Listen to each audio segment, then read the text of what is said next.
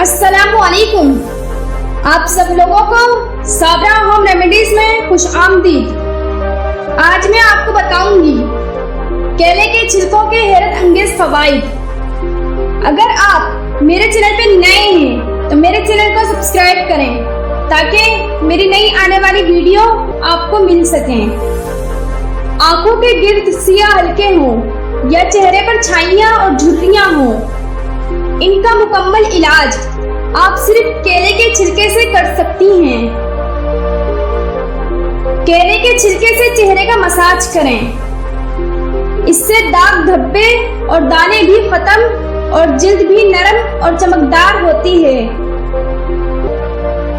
अगर आपके पाँव या हाथ में किसी वजह से दर्द है तो फिर इस पर केले का छिलका लगाकर इसे कुछ देर छोड़ दें, दर्द फौरन खत्म हो जाएगा। अगर केले का छिलका दांतों पर 3 मिनट तक रगड़ा जाए तो दांत सफेद और चमकदार हो जाते हैं।